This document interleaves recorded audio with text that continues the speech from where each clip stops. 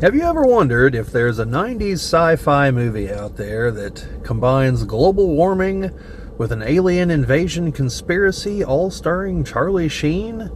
Well, you're in luck. There is just such a movie. It's called The Arrival, and that's what we're going to talk about today.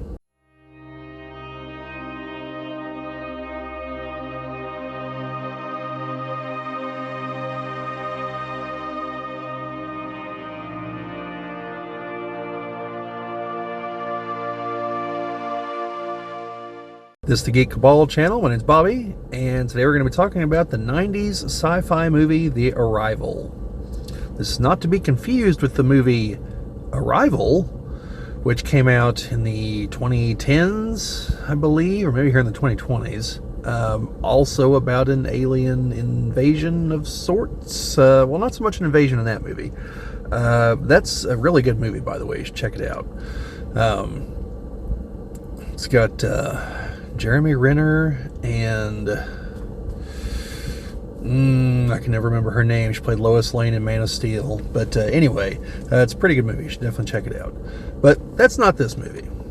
This movie is a different animal entirely. This is an actual alien invasion. So yeah, this is basically we combine global warming with aliens with a heavy dose of Charlie Sheen, and that's what we get here. So, let's see, who else is in the movie? Ron Silver is in. Well, I presume I don't have to explain who Charlie Sheen is, but on the off chance that I do, he's in a lot of movies. He is Martin Sheen's son, brother to Emilio Estevez. Estevez is his real last name. Sheen is the stage name that his father took. He took it, and Emilio took the real last name. And I think they have a few other relatives in the industry as well. He was in 2.5 Men for quite a while before he had an epic breakdown that you can probably still see on TV somewhere, or sorry, on YouTube somewhere, where he mentions having tiger blood and doing a lot of winning. So, yeah. Used to be married to Denise Richards.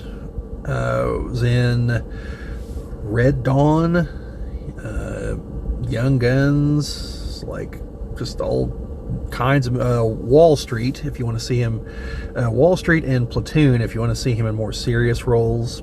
This is a serious role, not so much because like it's a super serious movie. I mean, everyone plays the movie straight, okay, but it's a sci-fi movie, so you know, serious is in the eye of the beholder here. So, yeah. So this is, my point is, this is not a comedy role of any kind, like Men at Work, where he and Emilio Estevez are both in it with Keith David. That's a really funny movie too, or at least it was last time I watched it. I haven't watched it in quite a while. Like, there could be some wildly inappropriate stuff in there I'm totally forgetting, but I thought it was funny last time I watched it.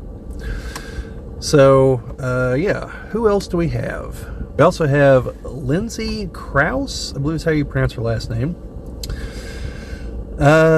Before I looked her up, I mainly remembered her from being a judge in Law and Order in a few episodes, and she's one of those people. She's been in a bunch of parts here and there. I totally forgot that she was in like almost a whole season of Buffy the Vampire Slayer. It's where Buffy goes to college, and that's where she meets up with the guy that she eventually kind of has a fling with. But they all work for the government. She's a professor in the college, but also like the head of the government, trying to basically deal with the various monsters and everything that are in Sunnydale. Yeah, it's been a long time since I watched Buffy, but yeah, that's once that clicked, it's like, oh yeah, that's where I've seen her a whole lot, and not just like bit parts here and there. So, yeah, she's in this as a climatologist who is part of the really interesting opening sequence where she's in a field of flowers and grass and everything, but is wearing like Arctic gear, and then it pans back and you see it's because she's in the Arctic, and there's just this patch where, you know, it's warm enough for all this stuff to grow, which shouldn't be because she's surrounded by snow on all sides, which is a little tip off to what the movie is going to be about ultimately. So you have her, and then our villain, well, one of the villains, but like the face of the villain group, because they're aliens. So we don't have a definitive leader that we see. Is Ron Silver, who we also talked about whenever I talked about the movie Time Cop. He's the villain there. This is a while ago. I'll try to write a link to that particular video. If not, there'll be the link to the whole montage of 90s videos. But yeah, he does a pretty good job as the villain. I like him as villains. But yeah, and we've got a few other people here and there, that you'd probably recognize. But those are our primary folks here. So, what is it all about? How am I going to completely spoil the whole movie for you here? Well, here we go. So, basically, Charlie Sheen works for, I don't think he works for SETI, but it's something like that. They're monitoring space for signals. He's a scientist, monitoring for extraterrestrial signals and whatnot. And one night, he and his coworker are sitting there, and all of a sudden, they get a signal. And they double check, like, where it's coming from. There's no satellites that are supposed to be there. It seems to be zeroing in on another star that they know is, I think they said it's in the habitable region, but it's on the hotter end. So and that's going to be important. So they record the signal, but they can't get all the way through the verification process. And so the next day they go to Ron Silver's character at JPL, it's the Jet Propulsion Laboratory, and they talk to him, and he says that he'll look into it and this, that, and the other, and then fires Charlie Sheen. So, yeah. So Charlie Sheen is kind of depressed over all this, because it's like, well, we're on the verge of, potentially the major scientific discovery of the century, if not, all of human history. And he's just like, no. And so then as the movie progresses a little bit, he ends up getting a new job. It's like a satellite company, like satellite dishes for TV signals. And at least I think that's where he was actually working. But the second job, the first job, he was definitely working for, again, I think it was SETI, but I'm not sure. So he is calling a friend about another job that he'd heard about, he'd put his name in for, and the guy's like, well, we can't really hire you, Zane. Like, we've been hearing things from Ron Silver's character primarily, basically saying that he was falsifying the information, trying to justify his job and this, that, and the other. So he goes, because he's like, well, dude, why the hell are you lying about me? Like, I brought you the signal. And it's like, you didn't even have it looked at, did you? And he's like, look, Zane, no, I didn't. And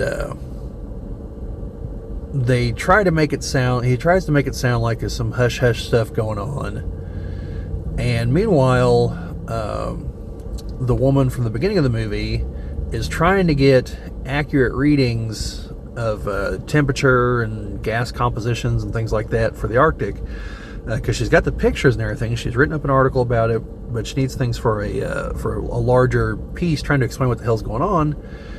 And the person she's dealing with is just like, well, we can't give it to you. The satellite's down. It's got a busted solar panel. And she's clearly getting the runaround, and she knows this, and she tells the person. And a little bit later on in the movie, you hear about a satellite being launched that basically detonates once it's up into space, and it was a weather satellite to track these things. And so Charlie Sheen is convinced, he's like, that something's going on, and so he needs to prove it. And so he realizes he can use a bunch of these small satellite dishes that people have. He can build an array with them, but he has to rewire them a little bit so they can receive different kinds of signals. And he runs it all into his place, and like the neighbor kid who is visiting his grandma, is from LA, gets involved and like sees what he's doing and starts checking things out. And his girlfriend kind of leaves him here at one point. So he is looking into all this and detects the signal again and records it. But then in the signal, all of a sudden, there's a bunch of Spanish, very clearly Spanish. It's a Mexican radio signal. And so he begins to kind of piece things together. He's like, well, hang on. Like, the first signal very clearly came from space. Like, we knew that. This signal clearly came from Earth.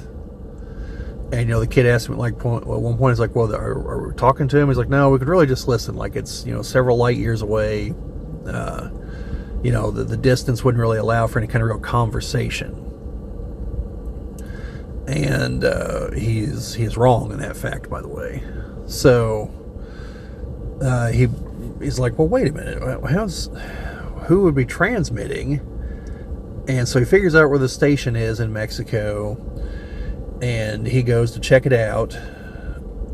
And the woman is looking at satellite, like someone's questioning some of her data, and it shows a massive temperature increase in a few spots and massive increases in greenhouse gases, like way above normal.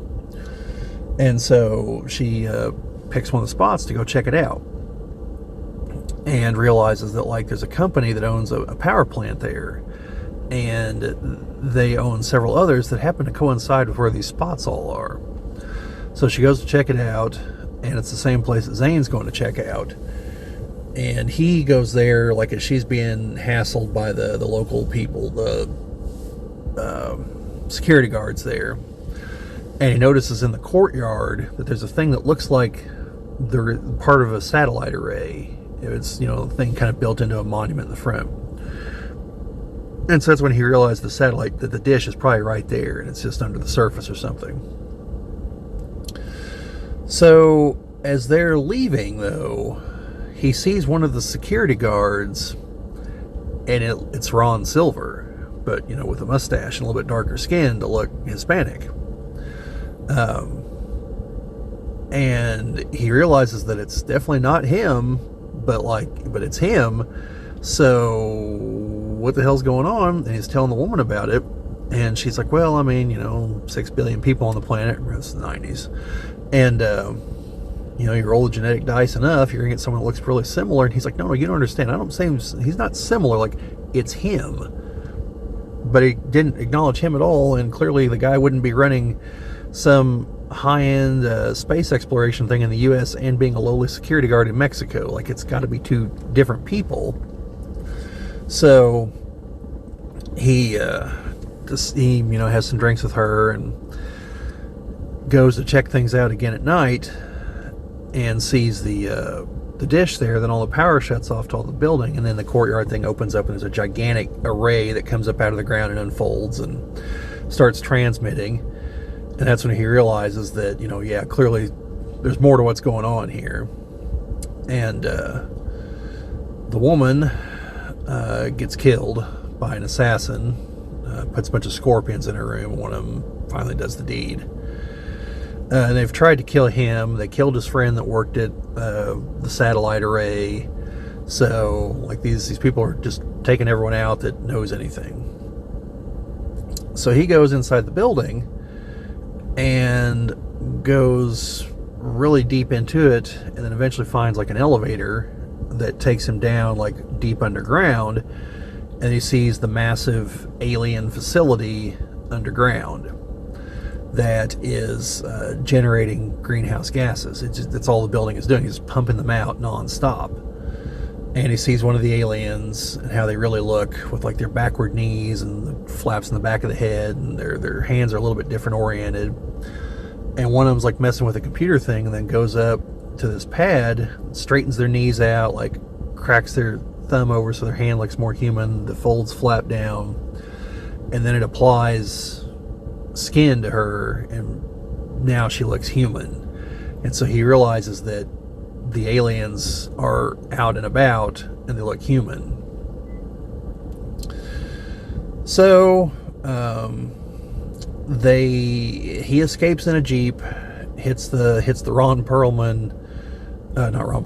Silver lookalike, kills him, drives off, And he's trying to tell the local police detective about all this. And then the guards say that he hit somebody, and they bring the woman's body in, and he sees what's happening, so he skedaddles and smuggles himself back across the border and goes to confront Ron Silver, the other Ron Silver, and records it all as Ron Silver basically confirms that, yes, they're trying to terraform Earth to make it more like their home planet, to make it hotter. And he basically tells him, like, look, we're just going to do in what was going to take you 100 years, we're going to do in 10. He's like, you people don't control this planet, and if you can't control it, then why is it even yours? Like, of course we're going to take it. So he gets him to confess to some of the murders and stuff, and basically tells Zane, like, I mean, you know you're dead now. Like, we're not just going to let you live. He doesn't know he's being recorded. And so Zane runs off and is going to try to broadcast the signal. So he goes back out to the antenna array, and his girlfriend shows up. He's very suspicious of her. The kid next door comes with him, and they all go out there. He knows that she called somebody, and he's just like, so you called somebody, and all of a sudden these guys all show up. Like, what the hell am I supposed to believe here? Clearly you're working with them. And he's already had, like, paranoid fantasies, which ended up being true, but still. So ultimately he realizes it's not her, it's the kid. The kid's one of the aliens. And then Ron Perlman and the other guys, they all show up, and he had figured out a few minutes before this that they really don't like cold. And so once they get inside the building, he cracks open it's probably compressed CO2 or something, with a big tank about as tall as I am, and freezes all of them in place. Now, earlier in the movie, we had seen one of their weapons in use. It was a metal ball. Now, the one earlier was about like this. This one's about like this. And they put it into his room where he had all of his computers hooked up to all the satellite dishes in the area. And once it was activated, it comes up off the ground till it's in midair and starts rotating slowly at first. Then it opens up a panel, light comes out, and then another panel, and finally 3 panels. And it begins to rotate faster and faster until it sucks everything into it. And in this example, in the first time it happened, it broke down the furniture and everything. It even sucked a bird in from outside. And then it all just, disappears. So they had a much larger one with them here, and it rolls out of the van and activates, even though the Ron Silver and all of his goons are all frozen there. And Zane takes something off of him. I don't remember what, but he, breaks pieces of him off because he's frozen. Then the thing starts rotating, and he and his girlfriend Char have to climb out onto the dish. And as they're climbing, the thing begins structurally destroying the building and sucking it in too. So the dish is slowly falling down to the ground as the building's becoming compromised underneath them.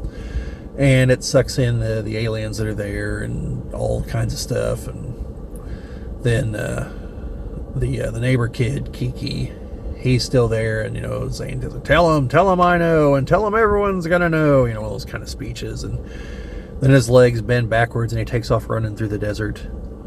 But you only see that up close. Once he gets a little bit farther away, there's bushes conveniently covering his legs the whole time, so I'm pretty sure he was just regularly running. Then the final shot is he has hacked into some kind of broadcasting satellite or something and puts the video up of Ron Silver's character admitting to everything. So the aliens' big plan essentially was to emit lots more greenhouse gases and make the planet more to their liking, which will consequently make it less to our liking. So yeah, that's their big plan. They've infiltrated obviously all kinds of places, and since they can look human and they have enough people in positions of power, they can mostly go unopposed because you've only got a handful of people here and there figuring things out. And before they can tell anyone or prove any of it, they just have them bumped off. So yeah, this is a very low budget alien invasion. There's no fleets of ships. There's no tons of alien weapons. I mean, obviously there were some expensive parts of the movie. You know, the special effects with the spinning weapons and the underground facility. You know, that was either digitally made or it's a vast, complicated set piece or something. So clearly there was some money there, and then the destruction of the dish and all that would have been an expensive shot to make. But overall, like, compared to, say, Independence Day, which also came out in the 90s, which is about a kick the door in, blow things up type alien invasion, like, that was definitely a more expensive movie. So, this was, like I said, this was the lower budget alien invasion. You know, you don't have to have a bunch of costumes and everything like the aliens. The few times we see them in their normal form, I'm sure is CG of some kind. There's really only one or two sketchy CG shots, because again, it was the 90s. But for the most part, the movie looks pretty good. Nothing like objectionable, like there's some language here and there, but there's nothing really gruesome. The people that die, like, you know, a woman gets stung by a scorpion. You know, like, it's, you know, they're not like blown up or anything. So there's not really any reason a younger person couldn't watch this that I noticed. I mean, below a certain age, you're not going to appreciate what they're watching, you know. But a teenager for sure, you know. But they wouldn't have to be that old, you know. Someone probably 8 or 9 could probably watch this. There's no sex or nudity or anything like that. And yeah, I mean, overall, you know, everyone does their part. You know, Charlie Sheen's competent in the role. Even though he's supposed to be a scientist, he only has to go on about technobabble a few times, and he does it, you know, pretty confidently. So, but yeah, overall, I like the movie. It's probably a 7, you know, somewhere in there. You know, well written. The conspiracy is actually fairly airtight. Yeah, I mean, like, there's no major logical gaps that I recall. Yeah, overall, I'd say it's probably, you know, probably 7, you know, somewhere in there. Then the movie does have a sequel, and I have watched it, but I think it was like an HBO original movie or something to that effect. It's been a long time since I've seen it, though, so I'm not going to vouch for the quality of that one. But yeah, so I caught this on Prime, but it's on a few other things at the moment, I think, as well. And I'll have the links down in the description like I usually do if anyone wants to check it out from Prime, or if they feel the desire to hit up get a VHS copy. I think Amazon probably has those, because I don't know if any of you actually look at those links in there, but I try to get all the formats that are available in case someone does actually want to buy them.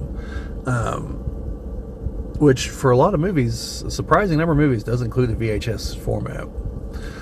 So, anyway, I guess I shouldn't be surprised, because I watch older movies, and, well, VHS was a thing. Like, this is firmly in the 90s, so, you know. But, yeah. So, I think it's definitely worth checking out. It's a pretty decent example of competent 90s science fiction, which, you know, there's a lot of that out there, apparently. More than I remembered, but it's there. But, yeah, that's about all I've got for this one. So let me know down in the comments if you've seen this movie. If not, do you plan on watching it? If you did, do you remember it? Do you remember being good? Did you see the sequel?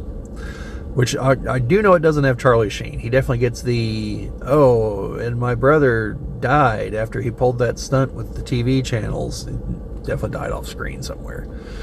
So, yeah, I do remember that part. If I can find the sequel online, I'll check it out and get back to you guys on that. But yeah, let me know down in the comments, anything like that. Like, share, subscribe, all that fun stuff. Sharing and commenting on things that help us grow the channel. I always appreciate it. And you fine folks have helped push us over 500 subscribers. I always appreciate that. But yeah, that's about all I've got on this one. So Be seeing you folks later.